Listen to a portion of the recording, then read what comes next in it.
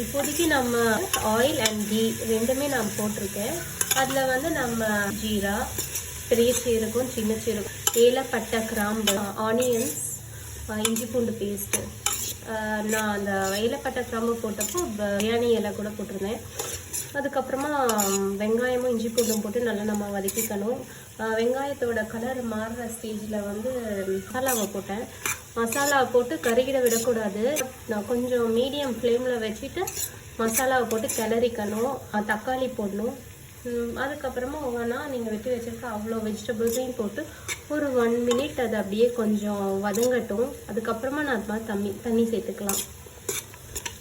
So நான் அந்த மசாலா போட்டேன்னு சொன்னேன் இல்லையா, அதில் என்னென்னா உப்பு, சில்லி பவுடர், அது வந்து காஷ்மீரி சில்லியும் சாதா சில்லியும் மிக்ஸ் பண்ணது.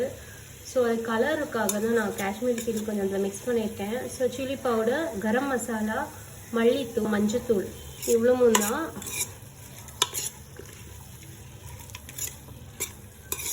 இதுக்கப்புறமா தான் நம்ம தயிர் சேர்க்கணும். கொஞ்சம் நேரம் ஆகட்டும். கொஞ்சம் ஹை ஃப்ளேமில் வச்சுக்கலாம். நம்ம மீடியம் இதுக்கு முன்னாடி வச்சுருந்தோம் இல்லையா, நான் இப்போ கொஞ்சம் ஹைக்கு வச்சுருக்கேன். இதுக்கப்புறமா நம்ம நெக்ஸ்ட்டு ஸ்டேஜ் தயிர் சேர்த்துக்கலாம். நல்லா கொதிச்சுட்டு இருக்கு. இந்த ஸ்டேஜில் நான் தயிர் ஆட் பண்ணிக்கிறேன்.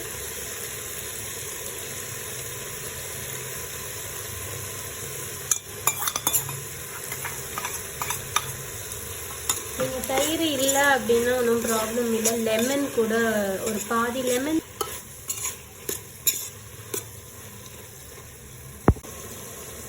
இதில் நான் இப்போ கொஞ்சம் மல்லி ஒரு அரை கைப்பிடி சேர்த்துருக்கேன். இப்போ நம்ம இந்த ஸ்டேஜில் தண்ணி விட்டுருக்கு பாருங்கள். தக்காளி எல்லாம் கொஞ்சம் நல்லா வதங்கி இருக்குது. நான் எடுத்தது வந்து குட்டி டொமேட்டோஸ் தான், இந்த சாலட்ஸுக்கெல்லாம் யூஸ் பண்ணுற மாதிரி. அதை வந்து நான் 4ஆக தான் வெட்டினேன். ரொம்ப சின்னதெல்லாம் தக்காளியை வெட்டல. ஸோ இப்போ பார்த்தீங்கன்னா அதுவே மசிஞ்சு இருக்குது. அப்போ இந்த ஸ்டேஜில் நான் இப்போ வாட்டர் ஆட் பண்ண போகிறேன். நான் வந்து இப்போது நம்ம சாதா நம்ம யூஸ் பண்ணுற டம்ளரில் 2 கப் ரைஸ் எடுத்தேன்.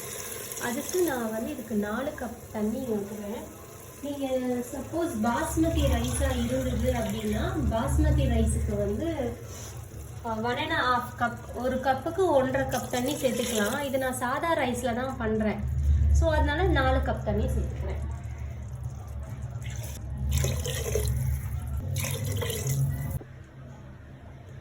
நான் இந்த ஸ்டேஜில் வந்து குழந்தைங்களுக்கு கொடுக்குறதா இருந்தால் வேணாம், பெரியவங்களாக இருந்தால் நான் வந்து என்ன பண்ணுவேன்னா இந்த மாதிரி வாங்கி வச்சுருக்கேன். இது வந்து மேஜிக் க்யூப்ஸ், அதாவது இது சிக்கன் ஃப்ளேவர்லேயும் இருக்குது, வெஜிடபிள் ஃப்ளேவர்ஸ்லேயும் இருக்குது.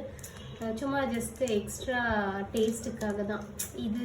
இப்போ நான் இது குழந்தைக்கு கொடுப்பேன் இந்த ரைஸ் என் குழந்தைக்கு, அதனால நான் இது சேர்க்கலை. உங்களுக்கு வந்து எக்ஸ்ட்ரா டேஸ்ட் வேணும், பெரியவங்க தான் சாப்பிட்றீங்க அப்படின்னா இதில் 1 கியூப் சேர்த்துக்கலாம். இது நல்லா கொதிக்குது. நான் வந்து ஸ்லோ ஃபயரில் போட்டு ரைஸை போட போகிறேன். இதுக்குள்ள 15 to 20 நிமிஷம் நான் ஊற வச்சுருக்கேன்.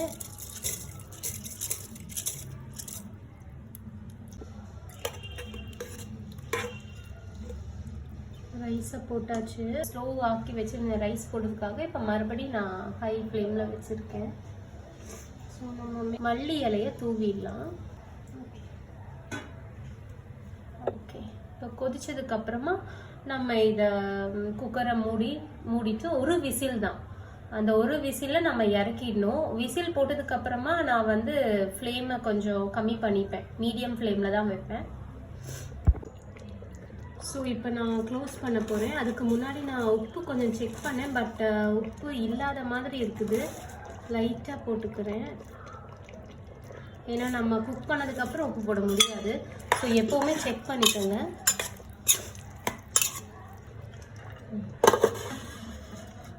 புகை வர தொடங்குது. ஸோ நான் போட்டு மீடியம் ஃப்ளேமுக்கு ஆக்கிடுறேன். கரெக்டாக ஒன் விசிலில் க்ளோஸ் பண்ணிடணும்.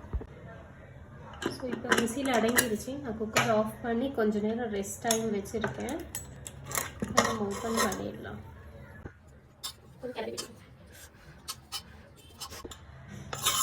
நல்லா கிளறி விட்டுட்டேன்.